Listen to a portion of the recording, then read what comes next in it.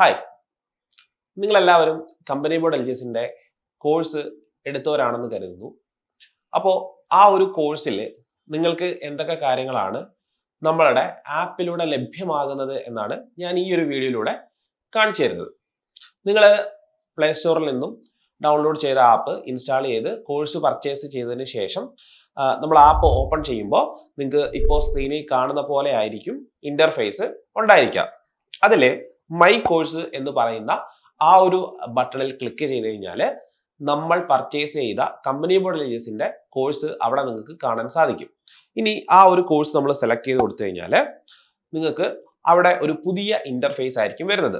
അവിടെ നമ്മളുടെ കോഴ്സിന്റെ പേര്, അതിന് തൊട്ട് താഴെ അന്നത്തെ ഡേറ്റ്, ആ ദിവസത്തിന്റെ നമ്പർ, അതായത് ഡേ 1 ആണോ ഡേ 2 ആണോ ഡേ 3 ആണോ എന്ന് പറയുന്ന നമ്പർ, അതിന്റെ താഴെ നിങ്ങൾക്ക് ടൈം ടേബിൾ എന്ന് പറയുന്ന ഒരു ചെറിയ ഒരു ടൈപ്പിൽ കാണാൻ സാധിക്കും. അതിലൊന്ന് ക്ലിക്ക് ചെയ്ത് കഴിഞ്ഞാൽ അന്ന് എന്തൊക്കെയാണ് പഠിക്കാനുള്ളത് എന്ന് പറയുന്ന ഒരു ടൈം ടേബിൾ നിങ്ങൾക്ക് ഒരു ഇമേജ് പോലെ പോപ്പപ്പ് ആയിട്ട് വരുന്നതായിരിക്കും. ഇനി അതിന്റെ തൊട്ട് റൈറ്റ് സൈഡിൽ ചാറ്റ് ഗ്രൂപ്പ് എന്ന് പറയുന്ന ഒരു ഓപ്ഷൻ ഉണ്ട്.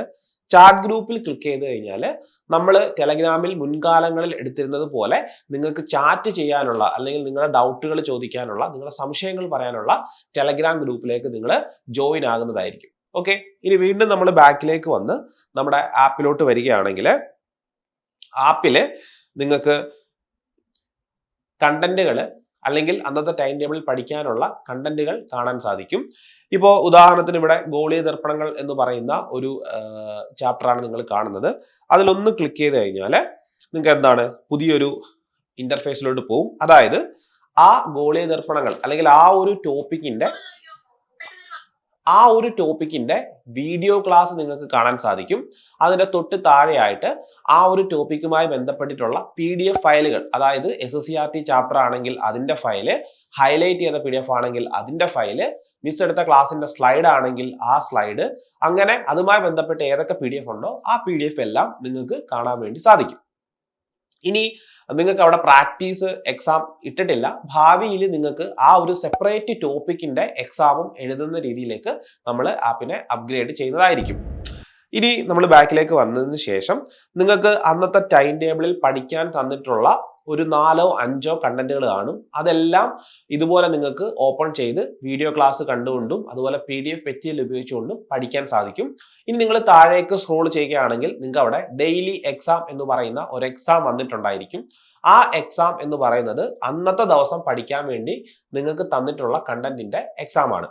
അതിൽ നിങ്ങൾ ക്ലിക്ക് ചെയ്ത് കഴിഞ്ഞാൽ നിങ്ങൾക്ക് ആ ഒരു ദിവസത്തെ എക്സാം ചെയ്തു നോക്കാൻ വേണ്ടി സാധിക്കും. അങ്ങനെ ആ ഒരു എക്സാം കൂടെ എഴുതി നിങ്ങളുടെ മാർക്ക് കൃത്യമായിട്ട് നിങ്ങൾ ഉറപ്പിക്കുകയാണെങ്കിൽ നിങ്ങൾക്ക് ആ ഒരു ദിവസം എന്തായി, കംപ്ലീറ്റ് ആയി. ഇങ്ങനെയാണ് നമ്മൾ ഒരു ദിവസം കംപ്ലീറ്റ് ചെയ്യുന്നത്. ഇനി നിങ്ങൾക്ക് ഏത് ടൈം ടേബിൾ എടുത്താലും അതിന്റെ തൊട്ട് താഴെ ഡേ വൈസ് എന്നും ടോപ്പിക് വൈസ് എന്നും കാണാൻ സാധിക്കും.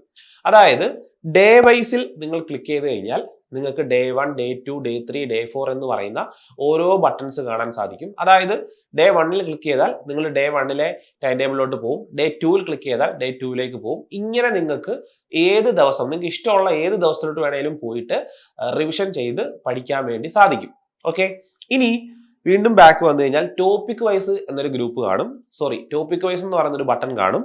അതിൽ ക്ലിക്ക് ചെയ്ത് കഴിഞ്ഞാൽ നിങ്ങൾക്ക് Indian history, Kerala geography, biology, chemistry, physics എന്നൊക്കെ പറയുന്ന സെപ്പറേറ്റ് ആയിട്ടുള്ള ബട്ടൺസ് കാണാൻ സാധിക്കും. അതായത് ടോപ്പിക് വൈസ് ആയിട്ട് നമ്മൾ കണ്ടന്റുകളെ അറേഞ്ച് ചെയ്തിരിക്കുന്നതാണ് ആ കാണുന്നത്. ഉദാഹരണത്തിന് നിങ്ങൾ അതിൽ കേരള ഹിസ്റ്ററി, ഇന്ത്യൻ ഹിസ്റ്ററി എന്ന് പറയുന്ന ഒരു ബട്ടണിലാണ് ക്ലിക്ക് ചെയ്യുന്നത് എന്നുണ്ടെങ്കിൽ ഇന്ത്യൻ ഹിസ്റ്ററിയുമായി ബന്ധപ്പെട്ട് നിങ്ങൾക്ക് പഠിക്കാൻ എന്തൊക്കെയാണോ വേണ്ടത് അതെല്ലാം ആ ഇന്ത്യൻ ഹിസ്റ്ററി എന്ന് പറയുന്ന ബട്ടന്റെ അകത്തായിട്ട് അറേഞ്ച് ചെയ്തിട്ടുള്ളതായിട്ട് കാണാൻ സാധിക്കും. നിങ്ങൾക്ക് അങ്ങനെ ടോപ്പിക് വൈസ് ആയിട്ടും എന്ത് ചെയ്യാൻ സാധിക്കും, പഠിക്കാൻ വേണ്ടി സാധിക്കും. അപ്പൊ ഈ ഒരു രീതിയിലാണ് നിങ്ങൾ കോഴ്സ് പർച്ചേസ് ചെയ്യുകയാണെങ്കിൽ നിങ്ങൾക്ക് പഠിക്കാൻ വേണ്ടി സാധിക്കുന്നത്. നമ്മൾ ടെലഗ്രാമിൽ എങ്ങനെയാണോ പഠിച്ചുകൊണ്ടിരുന്നത് അതിന്റെ കുറച്ചും കൂടെ അറേഞ്ച് ചെയ്തിട്ടുള്ള ഒരു വെർഷനാണ് നമ്മുടെ ആപ്ലിക്കേഷൻ.